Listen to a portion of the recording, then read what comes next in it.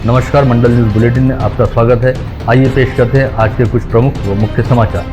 अब तक यदि आपने मंडल न्यूज के इस चैनल को लाइक व सब्सक्राइब नहीं किया है तो जल्द से जल्द इस चैनल को लाइक व सब्सक्राइब जरूर कर दें।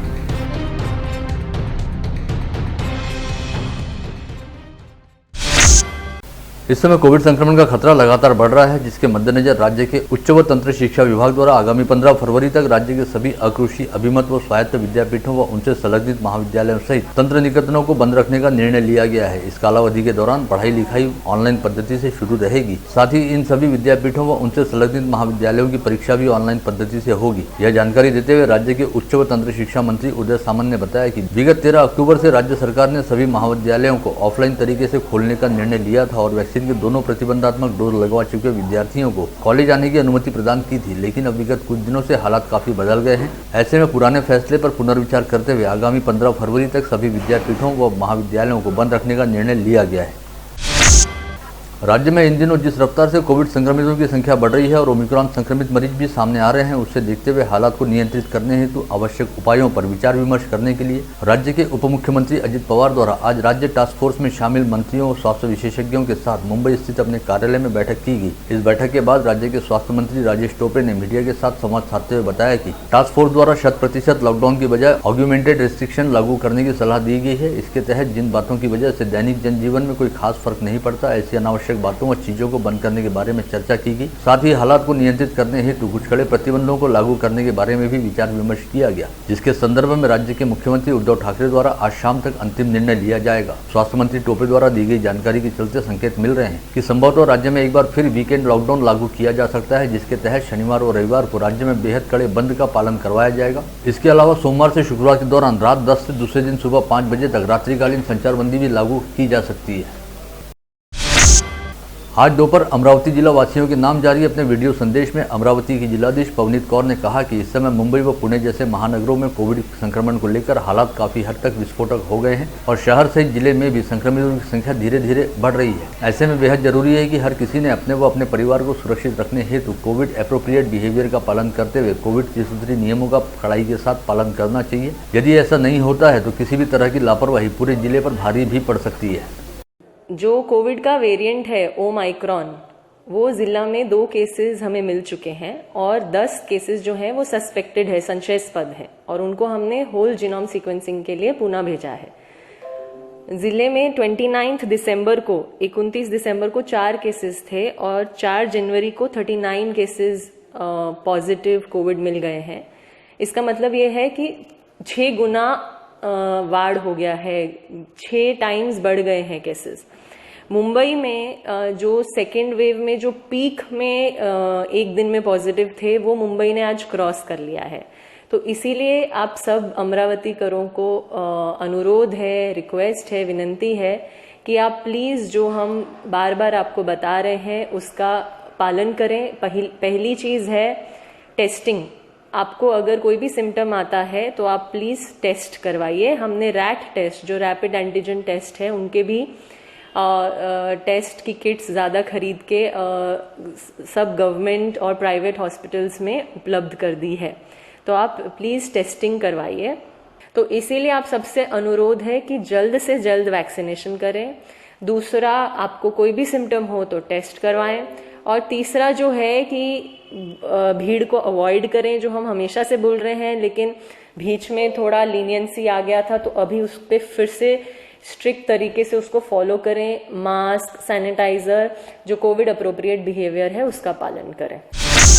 इस समय अमरावती जिले से समूचे संभाग में कोविड संक्रमण ने एक बार फिर जबरदस्त तरीके से अपने पांव पसारने शुरू कर दिए हैं, जिसके चलते संक्रमितों की संख्या में वृद्धि होने का सिलसिला एक बार फिर शुरू हो गया है। गत रोज जहां अमरावती जिले में 39 संक्रमित पाए गए थे, वहीं आज 47 लोगों की कोविड टेस्ट रिपोर्ट पॉजिटिव आई है। इसके अलावा समूचे संभाग में आज 128 कोविड संक्रमित मरीज पाए गए हैं। साथ ही संभाग में 3 संक्रमितों की ओमिक्रॉन टेस्ट रिपोर्ट भी पॉजिटिव आई है, जिनमें अकोला के 1 व बुल्ढाना के 2 लोगों का समावेश है।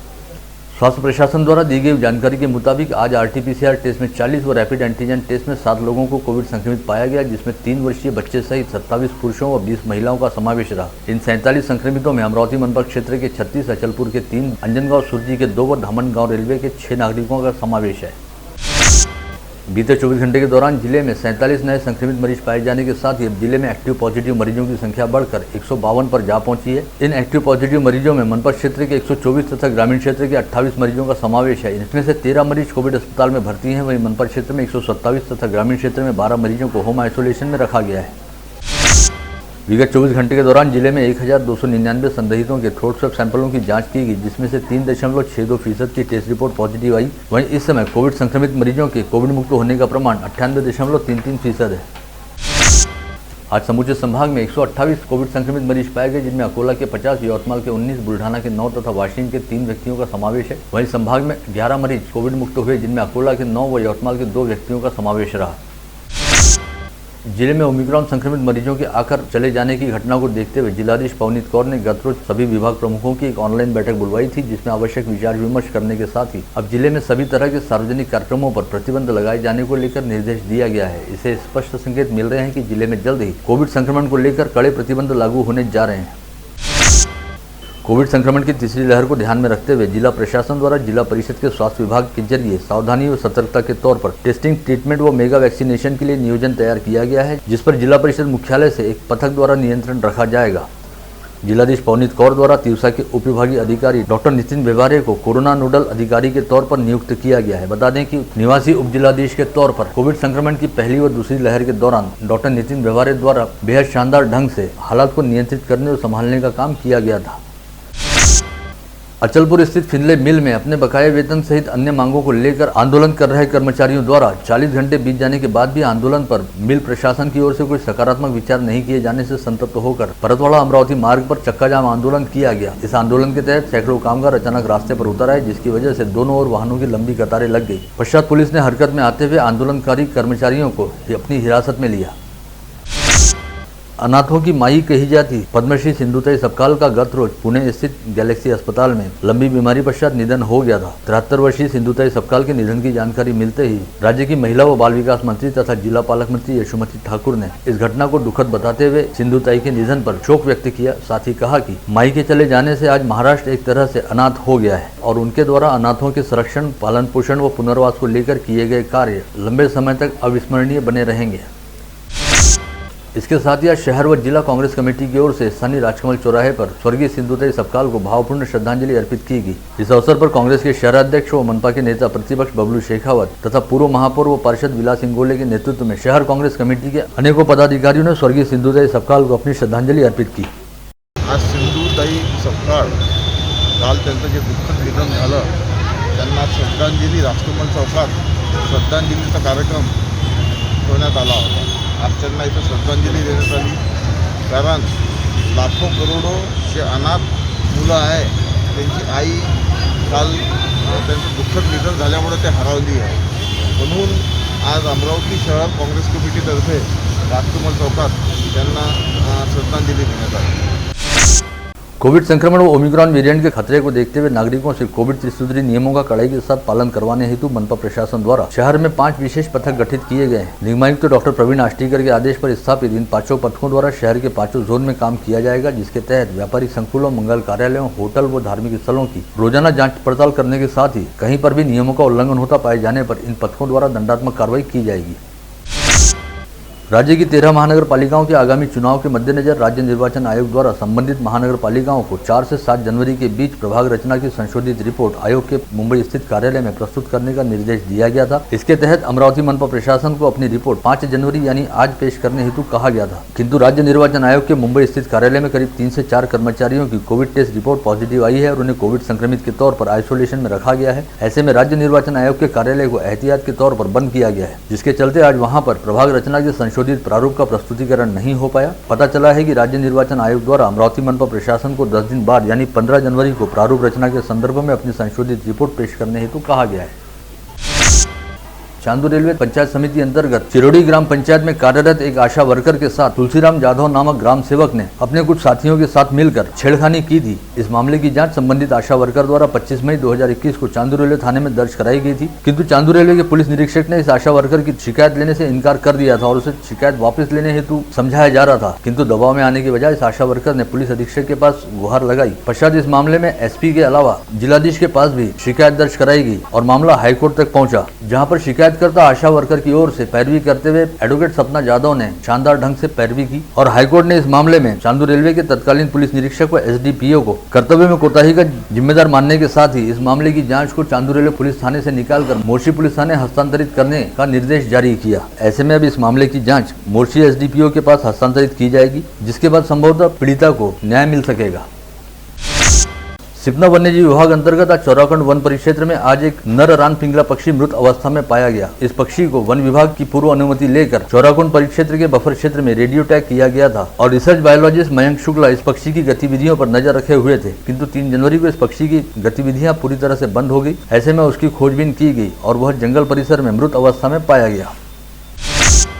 विगत शनिवार 1 जनवरी को अमरावती मनपा के नए आयुक्त के तौर पर अपना पदभार स्वीकार करने वाले डॉक्टर प्रवीण आष्टीकर ने आज बुधवार 5 जनवरी को पहली बार अमरावती के मीडिया कर्मियों से पत्रवार्ता के तहत संवाद साधा। इस समय उन्होंने कहा कि यदि प्रशासन को और अधिक बेहतरीन, कार्यक्षम और गतिमान बनाना है तो इसके लिए अधिकारों का विकेंद्रीकरण करने के साथ साथ अधीनस्थ अधिकारियों को निर्णय लेने का अधिकार देना बेहद जरूरी होता है, तभी गुड गवर्नेंस व बेस्ट एडमिनिस्ट्रेशन को साकार किया जा सकता है। इस बात के मद्देनजर अमरावती मनपा क्षेत्र अंतर्गत सभी जोन के सहायक आयुक्तों को संबंधित जोन का आयुक्त होने के नाते निर्णय लेने के पूरे अधिकार दिए जाएंगे। इसके अलावा इस पत्रवार्ता में आयुक्त डॉक्टर प्रवीण आष्टीकर द्वारा कोविड प्रतिबंधात्मक उपायों को लेकर मनपा प्रशासन की ओर से उठाए जाने वाले कदमों के संदर्भ में भी विस्तार के साथ जानकारी दी गई।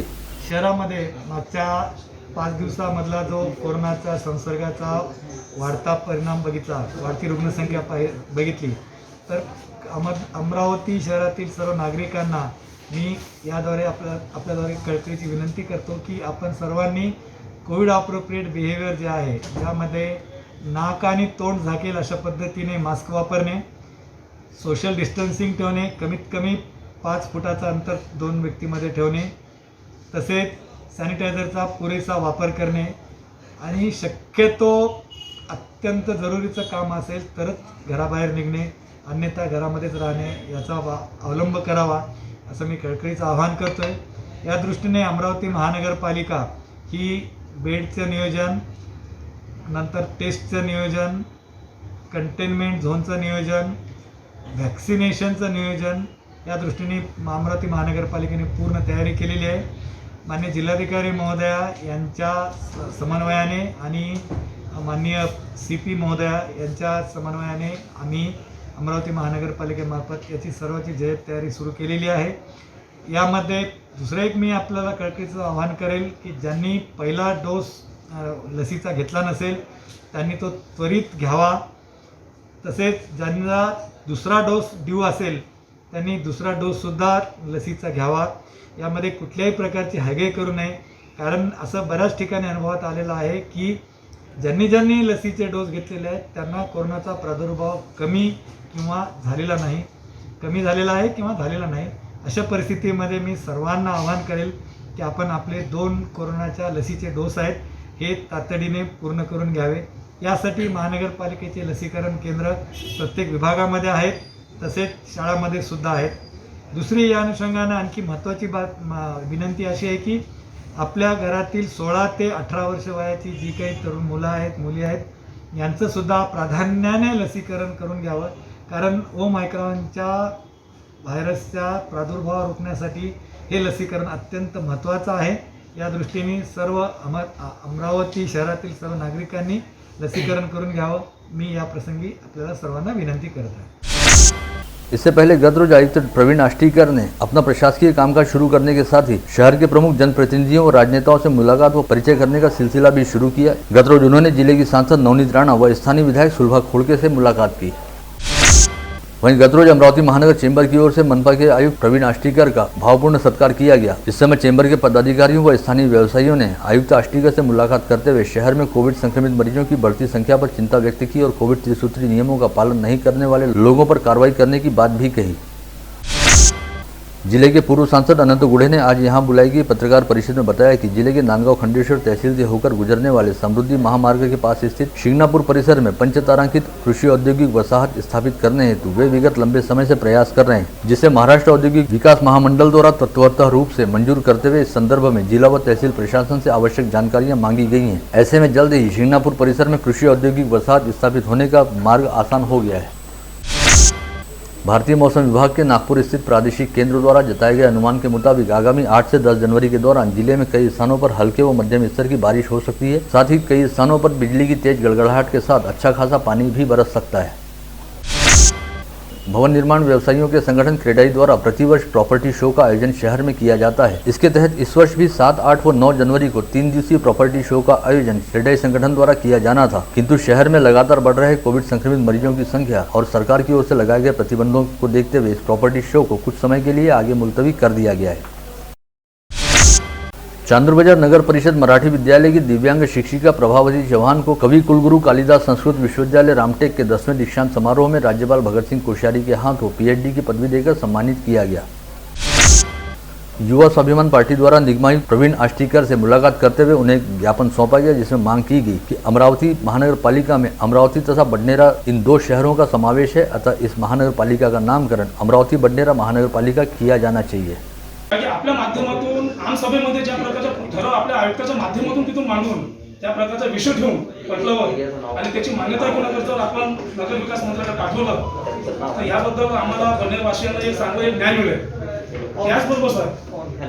त्याचबरोबर बडनेरा झोन हा जो कार्यालय आहे कम से कम 1 ते 1.5 लाख लोकसंख्या असलेले हा शहर आहे।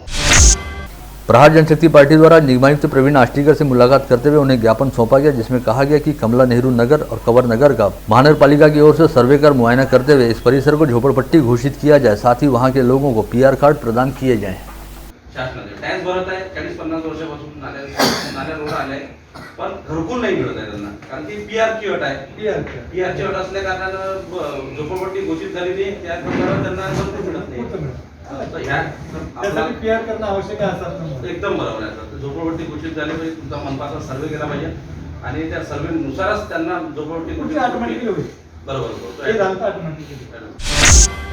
राज्य के गृह निर्माण मंत्री जितेंद्र आव्हाड द्वारा ओबीसी समाज को लेकर दिए गए विवादास्पद वक्तव्य पर भाजपाइयों का गुस्सा फूट पड़ा है और भाजपाइयों ने रास्ते पर उतरकर आव्हाड से अपने पद से इस्तीफा देने और ओबीसी समाज से खुले तौर पर माफी मांगने की मांग को लेकर आंदोलन किया। साथ ही भारतीय जनता पार्टी व ओबीसी मोर्चा के पदाधिकारियों ने जिलाधीश के माध्यम से राज्य के मुख्यमंत्री उद्धव ठाकरे को अपनी मांगों का ज्ञापन भी भिजवाया।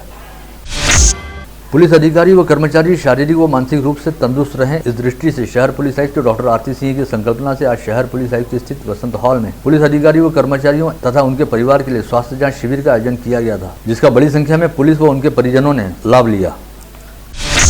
चांदूर रेलवे तहसील अंतर्गत मांजरखेड़ के डाकघर में शाखा डाकपाल के तौर पर कार्यरत जानराव किशनराव सवाई के खिलाफ 2 दिन पूर्व फौजदारी मामला दर्ज किया गया था, जिसके बाद जांच शुरू होने पर पता चला कि इस डाककर्मी द्वारा घोटालेबाजी व फर्जीवाड़े का गोरखधंधा वर्ष 1995 से किया जा रहा था और इन 25 वर्षों के दौरान इस शाखा डाकपाल ने कई लोगों के गाढ़े पसीने की कमाई पर डल्ला मारा है, जिसके तहत इस शाखा डाकपाल ने सुकन्या योजना सहित डाक विभाग द्वारा चलाई जाने वाली सावधि निवेश योजनाओं में से लाभार्थियों के फर्जी हस्ताक्षर करते हुए पैसों का अपहार किया। अमरावती मुख्य डाकघर कार्यालय की सहायक अधीक्षक संगीता रख्तेवार द्वारा दी गई शिकायत के आधार पर चांदूर रेलवे पुलिस ने जानराव सवाई के खिलाफ अपराध दर्ज किया है।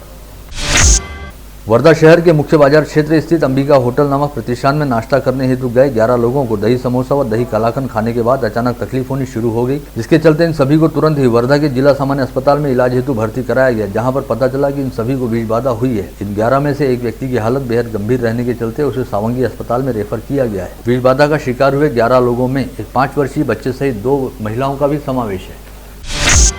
शहर पुलिस आयुक्त के विशेष दल द्वारा राजापेट पुलिस थाना क्षेत्र के दुर्गा प्लाट में छापा मारकर जुआ अड्डा चला रहे 5 आरोपियों को गिरफ्तार किया गया। इस समय 3 जुआरी फरार होने में कामयाब रहे। पुलिस ने आरोपियों के पास से करीब 1,70,000 रुपए का माल बरामद किया है।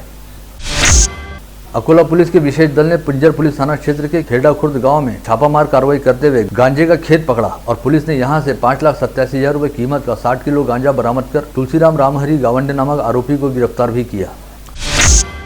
महाराष्ट्र वखार महामंडल से 175 कट्टे चना चुराने वाले 2 आरोपियों को खामगांव की अपराध शाखा पुलिस ने गिरफ्तार करने में सफलता हासिल की। साथ ही आरोपी के पास से चोरी किए गए चने समेत 11,54,875 रुपए का माल बरामद किया है। आप देख रहे थे मंडल न्यूज बुलेटिन। हमारे चैनल को लाइक करें, शेयर करें और हाँ, सब्सक्राइब करना ना भूलें। कल होगी आपसे फिर मुलाकात, तब तक के लिए धन्यवाद।